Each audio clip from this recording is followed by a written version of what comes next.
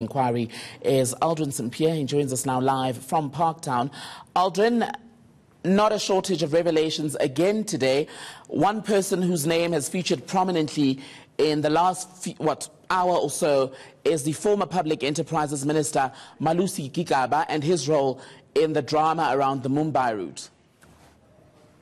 Well, certainly, and you remember that Malusi Gigaba took over from Barbara Hogan, and Barbara Hogan had testified before that there was tremendous pressure being put on her to let SAA or tell SAA to drop the route between Mumbai as well as Johannesburg. Also remember that Fake Mentor also testified around this, that one of the conditions that was given to her after she would be appointed as Minister of Public Enterprises is that she must drop this route between Mumbai and Johannesburg. And today we heard more evidence being given here at the State Capture Commission of Inquiry by Cheryl, as you've indicated, that she is the former chairperson of SAA. She was the chairperson during the tenure of Barbara Hogan and then as well as during the tenure of Malusi Gigaba. And to speak more about this, I'm now joined by Aaron Bates, who's also been following this. Aaron, quite interesting.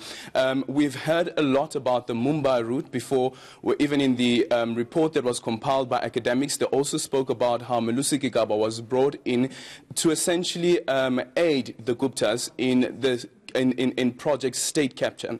But today we got to hear about meetings that took place and where unknown men were part of these meetings, and eventually it was found out that actually one of the people being called into this meeting or these meetings is the president of Jet Airways.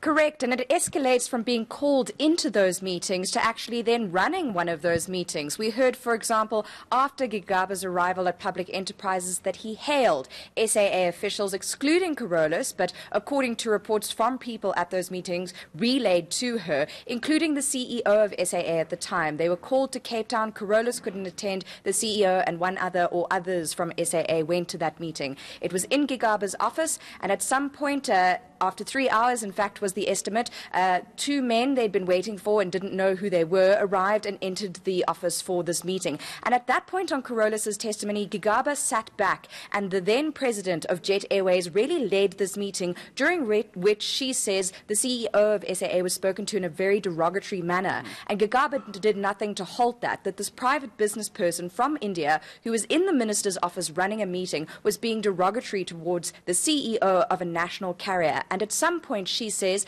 the then Deputy President, Ben Martins, actually stepped in and reminded this President of Jet Airways who he was, where he came from, and the environment he was in. That was the meeting in late 2010. There was another in 2011, which was on somewhat similar themes and reflected, again, a very passive attitude by the then Minister of Public Enterprises. And someone else then takes lead of that conversation. It is Gigaba's advisor. Yes, Siyabonga Mahlangu, who has come up significantly during testimony from Carolus today. And here we get a clear picture of the role of intermediaries, whether it's directors general or advisors to ministers. And Mahlangu himself was also quite deriding and derogatory toward the CEO of SAA over this Mumbai route, this bone of contention, it seems, for the minister at his time and his advisors. And Carolus said that Mahlangu was very rude toward the CEO, saying, "Why are you keeping this unprofitable route going? Look how many RDP houses it would build." And she says, this is Carolus, she thought that was a very inappropriate comment because they had fora in SAA to address their financials, their strategy, and so forth. And what's been significant as well is there's been some debate about whether or not that Mumbai route was or was not profitable. What we understand from Carolus's testimony today is that point to point, Mumbai to Johannesburg was not profitable, but SAA had a strategy at the time to be a hub destination. So that travellers from the east, whether it was India or China or the like, would fly to Johannesburg as a reliable, stable destination on the continent, then move up continent to other African destinations or onto South America. And therefore, the Mumbai route was a critical part of the SAA strategy. Just quickly, let's take a few steps back. Speak to us about the significance, as you call them, the intermediaries, whether it's the DG, whether it is the advisor, the roles that they've played, because we've heard before from Phumza Maqanda, for instance, who was head of communications in Treasury, about a certain advisor to Des van Rooyen, who stepped in and all of a sudden made some changes and said that, listen, when statements are released, those statements must come through me.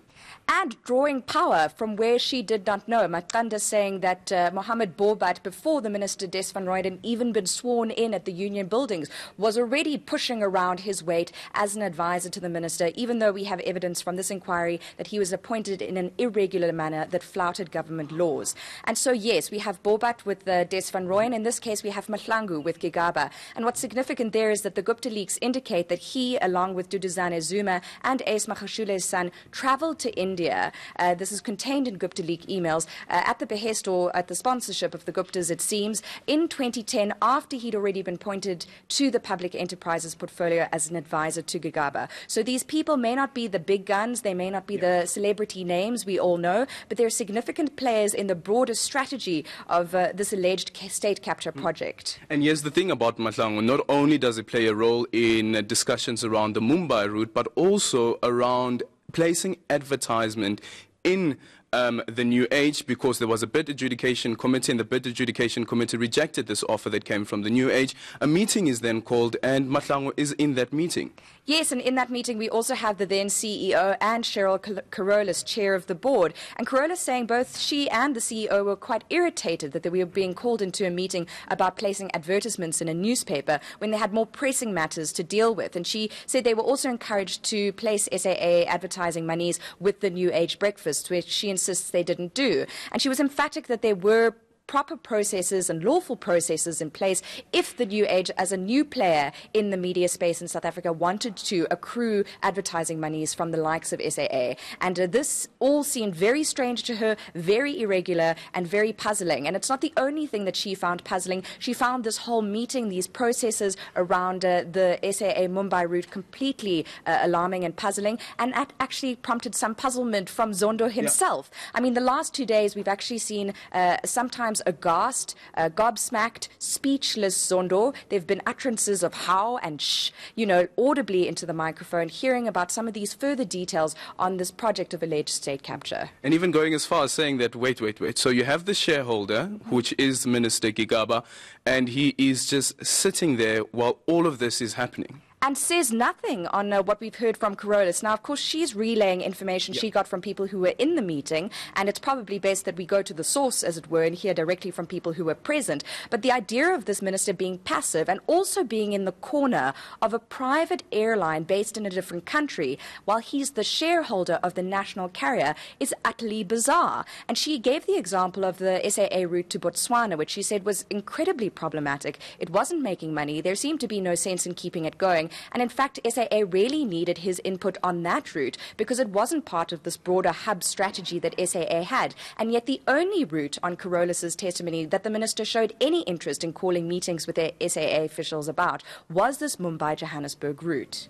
And that is very important. Thank you so much, Aaron Bates. They're speaking about the testimony that has been led here with Cheryl Carolus, the former ANC Deputy Secretary General of the governing party, as well as the former chairperson of SAA. And after the break, we're expected to go into detail about the mass exodus of the board members of SAA and what could have led to that. Aldrin Sampear, eNCA reporter, along with our Aaron Bates, tracking the very latest out of the State Capture Commission of Inquiry in Parktown. We will take you there live as soon as Cheryl Carolus resumes her testimony.